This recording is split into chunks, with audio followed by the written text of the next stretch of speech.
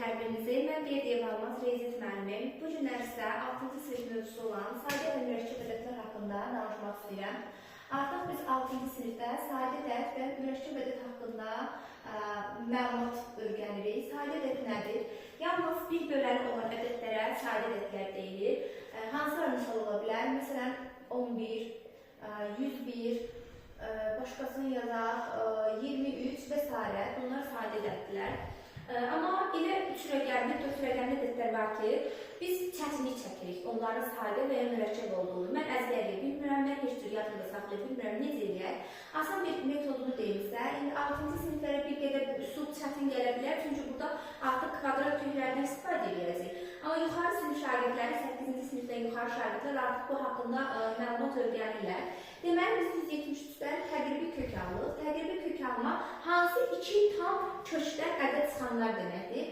173, 169 ilə 196-nın arasında yerləşir. 169-dan 13 çıxır, 196-dan da 14 çıxır. Aha, deməli, 173-dən təqribən 13 tam nə qədər? Məsələn, deyək, 13 tam onda 6 çıxır. Və 13 tam onda 6, 13-də daxil olmaqla bütün sadə ədədləri yazıram. Hansılardır?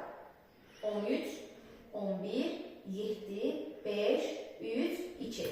Əgər 173 ədədi bunların hansınasa bölünərsə mürəkkəb, heç birinə bölünmürsə sadə ədəddir. 13-ə bölünmür, 11-ə bölünmür, 7-yə bölünmür, 5-ə bölünmür, 3-ə bölünmür, 2-yə bölünmür. Deməli, 173 ədədimiz sadə ədəddir.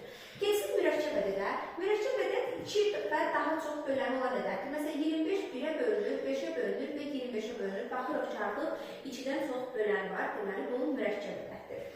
Daha sonra şagirdlər biz sizlə ədədlər verir. Bizə burada soruşa bilər sadə qrupların sayını, sadə bölənlərin sayını, müxtəlif sadə qrupların sayını, natural bölənlərin sayını və tam bölənlərin sayını. Gəlin, indi onların hər birindən tanış olaq. Mən əvvəlcə qaydamı yazıram. A-nın üstü N, B-nin üstü K, C-nin üstü də məsələn N. Belə bir ifadə verir.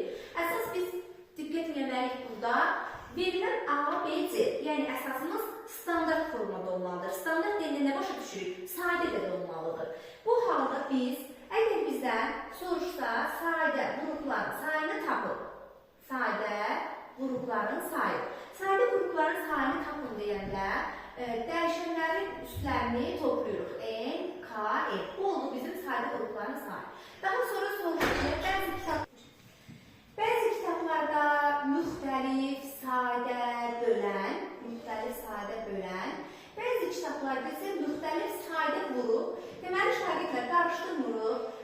Yəni, bəzi şagirdlər qarışdırışıb, axı, mən müxtəlif sadə bölən deyə bilirəm. Burada yazdım müxtəlif sadə bölən, o nə olmaq şeydir? Qarışdırmırıq. Eyni ifadəni bildirir.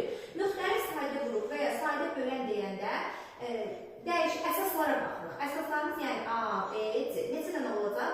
3 dənə bizim müxtəlif sadə bölən var. Daha sonra üçüncü, soruşa bilər bizdən sadə bölən.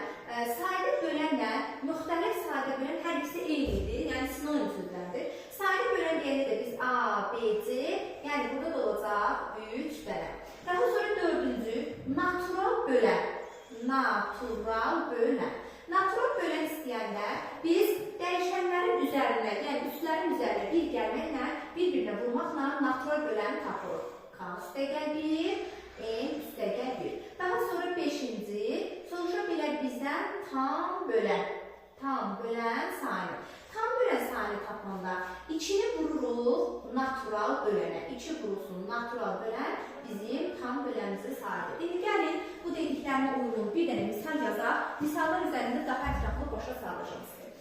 Məsələn, bir dənə ədəd götürürəm. Tutaq ki, 180 ədədini. 180 ədədini məndən soruşa bilər sadə qrup, natural bölən və s. Əvvəlcə bunu nə edirik? Sadə qruplara alırıq. 180 2-yə bölünür 90, 90-ı 2-yə bölünür 45, 45-i 3-ə bölünür 15, 15-i 3-ə bölünür 5, 5, 5-in 1. Və bunu qüvvət şəklində yazılır. 2-dən neçə dənədir? 2 dənə. 3-dən neçə dənədir? 2 dənə. 5-dən neçə dənədir? 1 dənə. Gəlin indi bir yerdə bunların sadə qruplarının sayını tapaq.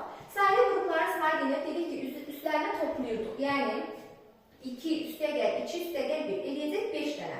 Deməli, mənim 5 dənə sadə qrupum var. Müxtəlif sadə bölən Yəni əsaslara baxın. 2 müxtəlif sadə bölən neçə dənədir? 3 dənə. Sadə bölən yenə 3 dənə. Amma gəlin indi bir yerdə natural böləni tapaq. Natural böləni tapanda dəyişənlərin üzərinə 1 gəlir. 2-nin üzərinə 1 gəlirəm, 2-nin üzərinə 1 gəlirəm, 1-in üzərinə 1 gəlirəm. 3 vur 3 vur 2. Bu da eləyəcək 18. Bəs tam böləni tapanda, tam böləni də naturala vurmaqla tam böləni tapırıq. Dayandır. Vaxtımız yetməsin deyə mən belə bir sual yazdım. İndi bu sualı gəlin sizlərlə bir yerdə işləyək. Bizə deyir ki, 120 ədədinin sadə olmayan natural bölənlər sayını tapın. Əvvəlcə nə edirik dəyərli şagirdlər? 120-ni sadə qruplara ayırırıq. 62, 30, 32, 15, 15, 5, 5, 5'in 1. Qüvvət şəklində yazıram. 2-dən 3 dənədir, 3-dən 1 dənədir, 5-dən 1 dənədir. Əvvəlcə gəlin biz bunu natural bölənlərin sayını tapaq. Natural bölən. Bir neçə dəqiqə bundan əvvəl dedik ki, natural böləni tapanda üstləri topluyor, üzərlərinə 1 gəlib, bir-birlərinə vurmaqla natural böləni tapırıq. 4 vur 2 vur 2. Bu da eləyəcək 16. Deməli bizim 16 dənə natural bölənimiz var. Bəs neçə dənə sadə ədədimiz var? 2, 3, 5.